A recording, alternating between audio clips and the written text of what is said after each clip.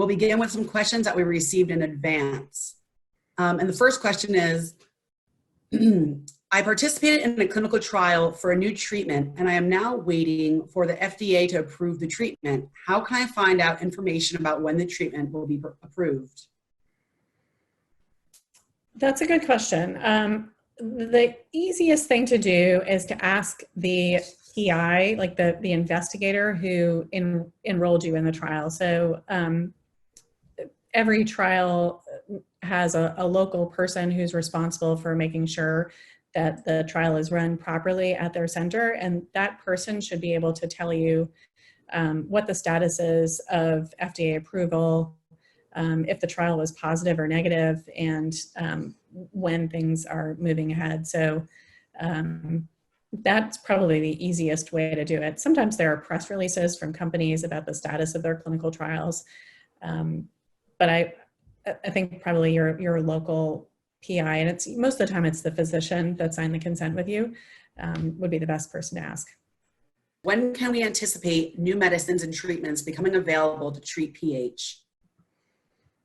That is a great question. As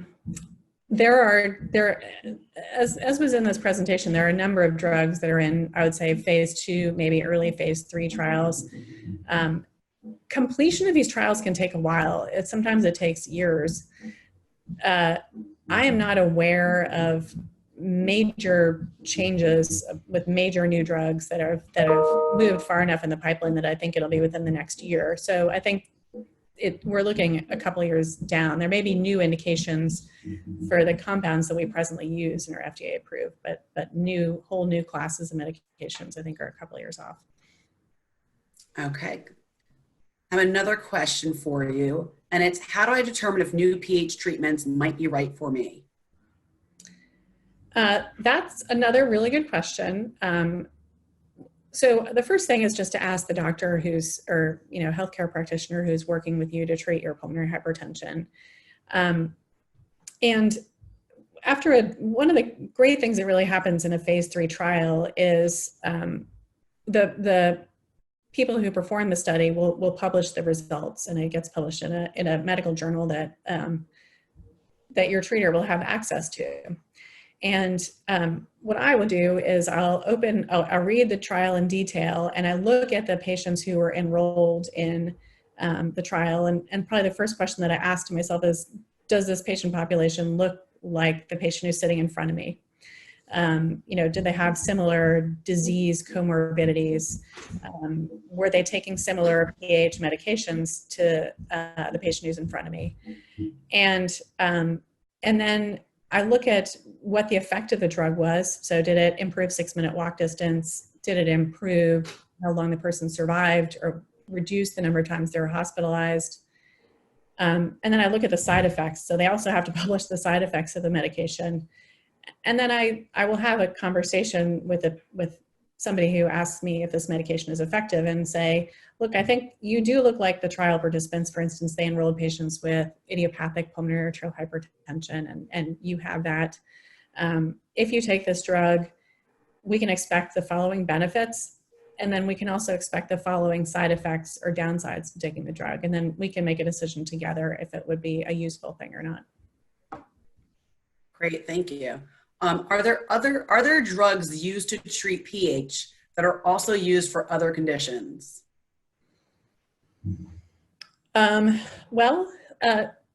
Sort of, yes. There are drugs that are used commonly in practice that are not FDA approved for PH, but we use them a lot. The one that comes to mind is oxygen. Oxygen is a drug. We have to write a prescription for it, and it's used to treat a number of different conditions. Sometimes we put people on blood thinners like warfarin, and that has other indications. If the question might be a little different also is, are we thinking about repurposing any medications to treat pulmonary hypertension? So, for instance, we've been interested in whether anti-diabetic therapies might improve pulmonary hypertension at Vanderbilt. And that's what we call drug repurposing. And that is an area of active exploration. So I think the answer to that question is it's complicated. are the studies time consuming? How many visits to a given hospital and participation level is needed to participate in a trial? Okay, so before you'll enter a trial, you have to sign consent. And you can sign it really quickly, but that wouldn't be a really good consent. A really good consent, somebody, either the physician who is responsible for the study or a study coordinator will sit down with you and say, hey, here's what's expected of being in this trial. You have to show up at visits, and it's going to be different for every trial, but you have certain visits like 1 week, 1 month, 8 weeks, every 4 weeks for a certain period of time. Do a 6-minute walk. You may have to have an echocardiogram. You may have to have a right heart catheterization. So every trial has a different, what we call protocol, and a different set of expectations about how much time it's going to take you. But part of a consent is describing the expectations for the trial. And so as somebody considers whether a trial is right for them, it is a major consideration about whether or not they can give up that time. And we recognize that this can be a burden for folks. For instance, if you have a job and all the study visits happen during 9 to 5, that might be something that's very hard for a patient to sign up for. Okay, we have a ton of questions coming in. Try getting through some of these. I have a question from Ron asking, will medications that are given in IV form ever become available in an oral form? Well, sometimes that does happen. For instance, in the case of treprostinil, it was given only IV or subcutaneously for a long time, and then companies were able to reformulate that so that it could be given orally or in inhaled fashion. So it does happen sometimes, yeah. It just depends on the compound and how stable it is. When we ingest things, they have to survive our stomach first, which is incredibly acidic. And then it has to be absorbed at some point in our gut and sometimes go through the liver that may metabolize them. So it has to be a compound that can survive those things. So it just depends a little bit on the compound. Perfect. So another question from Debbie, and it basically asks, tissue sample, does this mean biopsy is needed? Sometimes it just really depends on the study. Like it could be skin samples, like skin biopsy, could be white blood cells from your blood, could be, and sometimes perhaps one of the greatest gifts that patients have given me is when they passed away, they've said, please take my tissues and study them. That's not for everybody, but it is an amazing gift to advance science. So it could be many different formats depending on the study. Okay. I have another question for you. It's related to a certain particular disease. I have scleroderma. Is it possible to reverse the thickness of the blood vessel? Well, this relates a little bit to the prior question. So most of the time we don't do biopsies of people's lungs in pulmonary hypertension in order to make this diagnosis. So we don't really know if we, by treating pulmonary hypertension and scleroderma or any other disease, have made the blood vessels less thick. We think that we have because of indirect measures like right heart catheterization data or echocardiographic data, but we can't really know for sure without actually getting a sample of a tissue, and that is dangerous. So we think we are with the drugs we have, but we can't know for sure. Okay, and in the same respect, another scleroderma related question is there a class of drugs that are most useful when the underlying cause of PAH is scleroderma? Nobody really knows that right now. So there's not a specific set of guidelines for if you have scleroderma PAH versus other forms of PAH. It's all, the recommendations are essentially to treat it all the same right now. Okay. I have a question related to clinical participation. Is there an ideal age range to participate in clinical trials? Well, every trial, part of writing a trial is writing a protocol. And that protocol will say who can enroll and who can't enroll. And invariably there'll be a list of ages. So most trials enroll people 18 years of age or older. Some have a limit of how old a person could be, but most of them have a floor of 18 years. There are trials specifically in pediatric pulmonary hypertension, so they'll have a maximum of 18. So each trial is going to be different about that. But in general, most trials are addressing adults. Can I still participate in a study if my doctor is not part of it? For the most part, yes, you can. Yeah, you can. You don't have to. For instance, if we had a trial going on at Vanderbilt and somebody at an institution, in one of the neighboring states wanted to participate, we would be open to that.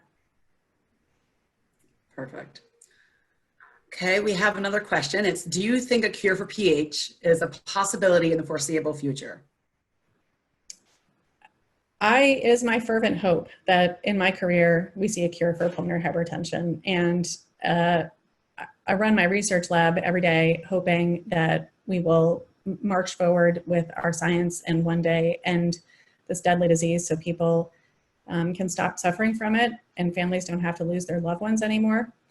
And I don't care if my lab finds it or somebody else's labs find it or it's found by a pharmaceutical company. But I kind of went into this field because I have hope for the future, and I do believe that a cure will happen in my lifetime. So I'm hopeful. Thank you for answering that. We have a question that was sent previous to us, and is, what are the main reasons why a new drug will not make it through the process to become available to patients? It depends a little bit on each phase. So if you remember, there are those 3 phases of clinical studies. Phase 1 is exposure of the drug to healthy humans. And in this phase, a drug wouldn't move forward if it showed that it was dangerous. For instance, patients had low blood pressure, or they had such severe side effects, or they had abnormal liver function testing after exposure to the drug. Those are just some examples, but basically significant adverse events will hold a drug back from moving forward to phase 2 trials. Okay, phase 2 trials, the drug is given to the patients, like to patients who have a specific disease, and we look at primarily safety, but also early markers of efficacy. And in phase 2, if there's, again, a serious safety issue with the drug in the patients with the disease, that would be a reason to not move forward. And then if there's no real signs of efficacy, like there's no improvement in hemodynamics, there's no improvement in 6-minute walk, there's essentially doesn't look like the drug works at all, then that would be a reason not to move forward with any further studies. And then in phase 3 trials, it's a larger population and primarily looking for efficacy because safety should have been pretty well worked out in phase 1 and 2. If the drug just doesn't look like it does anything for the disease, it won't move forward. Or if there's some new safety signal after more people have been exposed. So it's mostly safety and then lack of efficacy in the first 2 phases, and then lack of efficacy in the 3rd phase. Thank you. That's a very thorough answer. We have another question. Are there drugs used for PAH that will work for other types of PH? There are some studies that are coming out looking at that. For instance, one already is approved. So riociguat is approved to treat chronic thromboembolic pulmonary hypertension that's inoperable or persistent after surgery. So there already is one. There are several trials, and I think we can anticipate results of them pretty shortly, of other already FDA-approved PAH therapies being trialed in other diseases like group 3 pulmonary hypertension and CTEPH in particular, that I think we'll see results of pretty soon. What kind of questions should I ask my doctor if I want to be part of a clinical trial? The first thing is an understanding of what is the trial and what's the trial design. So I didn't really actually talk much about this, but most trials that patients participate in have a placebo or a sugar pill, and then also the drug, and the patients don't know which one they're getting, and the investigators don't know which one the patient's getting. So you want to know what your odds of receiving the placebo, the sugar pill, versus the actual compound are. So sometimes it's 50-50, sometimes it's 25-75. So understanding what your exposure is and the study design is important. Understanding what is required of you. So when you have to show up for visits, how many visits there are, how long the trial is going to go on for. Is it going to go on for 3 days or is it going to go on for 3 years would be an important part of your decision. And I think an understanding of potential side effects, if they're known, of a drug would be really helpful. Well, thank you so much for your time and answering all these questions. We got through a lot of questions. It was Spitfire round.